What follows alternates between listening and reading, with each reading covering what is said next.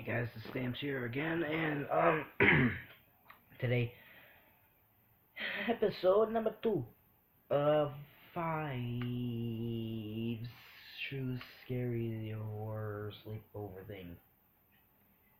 Hope you guys enjoy.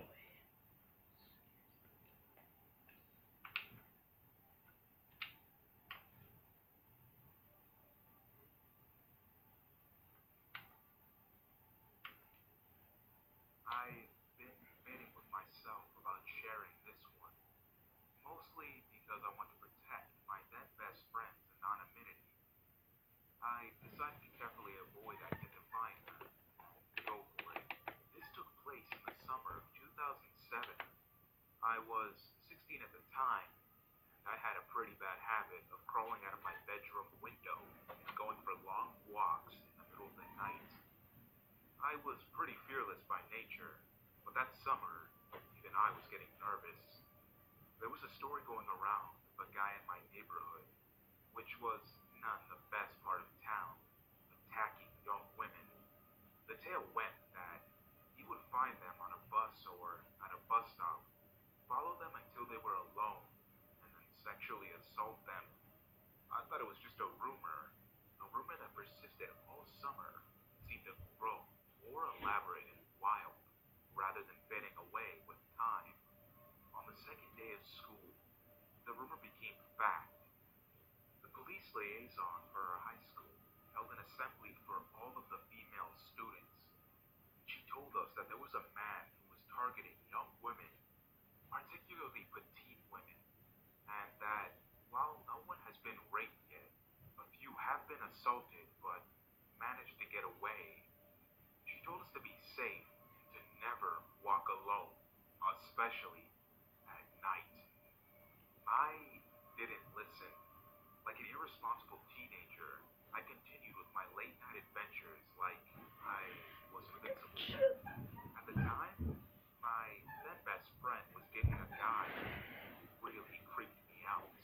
At the time, I was casually dating a less than stellar guy myself, so I really felt like I couldn't judge. But this guy was something else.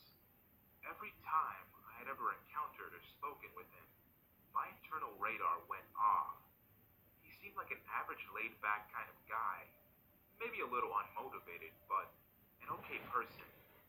At the time, I couldn't figure out what it was that raised red flags for me, but I suspected it was his body language, that subtle communication that can give away so much. My friend and I had been slowly growing apart through high school when she invited me for a sleepover just after Halloween. I thought it would be fun. We could watch a Disney movie and eat Timbits. It'd be great. When I arrived, I was suddenly doubtful. When I accepted the invitation, I didn't know that her boyfriend had moved temporarily into her house. There were two bedrooms upstairs. Her boyfriend was staying in the room beside my best friend's. I thought it was a weird situation, and I really didn't want to hang around with him. But I loved my friend, so I stayed. Throughout the evening, the boyfriend would make little comments here and there, just inappropriate enough for me to shoot him a dirty look, but not bad enough for me to risk rocking the boat by calling him on it. Finally, my friend put her foot down, as her boyfriend was carrying the TV into her room so that we could watch a VHS. He suggested, jokingly, that we could have a threesome. My friend kicked him out of her room and told him to stop being gross. I was suddenly on edge. I didn't like the way he was looking at me as he left. I was so lost in my own thoughts that I hardly remember the movie. The movie ended around midnight, and my friend fell asleep before it was over. I turned off the TV, flopped onto the mattress, but I couldn't sleep. A very strange thought was forming in my head. The guy stalking and assaulting women. His physical description matched her boyfriend's. The stalker's MO was to go after small young women. Both my friend and I were short and slim. I knew the boyfriend had been in my neighborhood around the time of the attacks. I had even seen him at a bus stop once on one of my midnight walks. I told myself that I was just being paranoid, and yet I couldn't drop the idea. After about an hour of lying in the dark, I was drifting off to sleep when I heard the door slowly begin to open. The room was set up with two mattresses on the floor.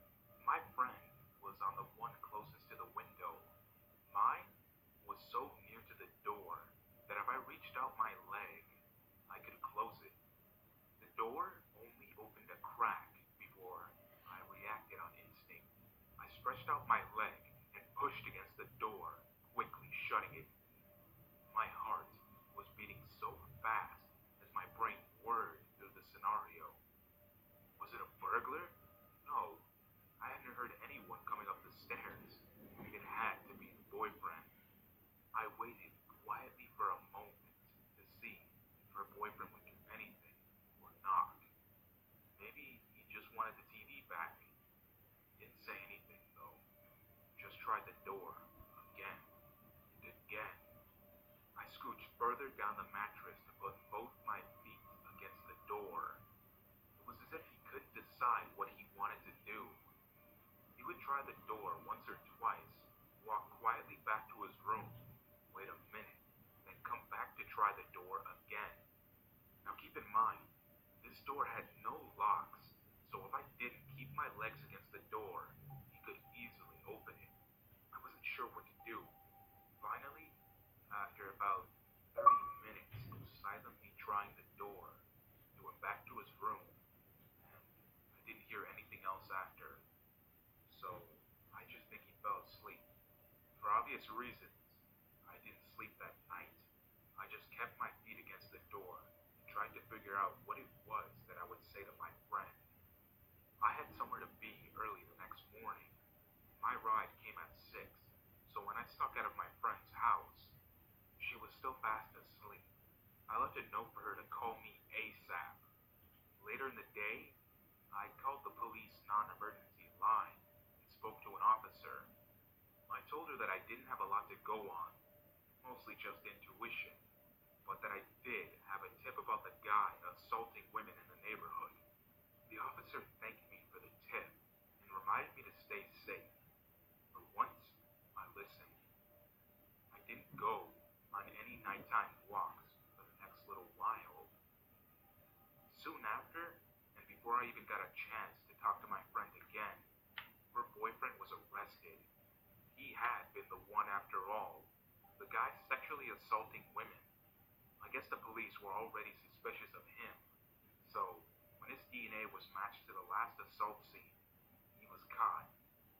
It was a terrible thing to go through, but my friend was really brave.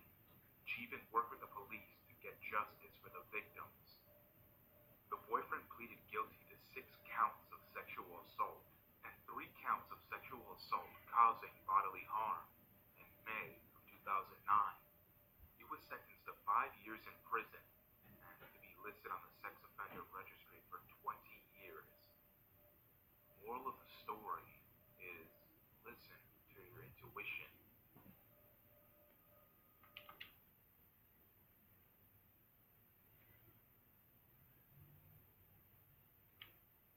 Wow, okay.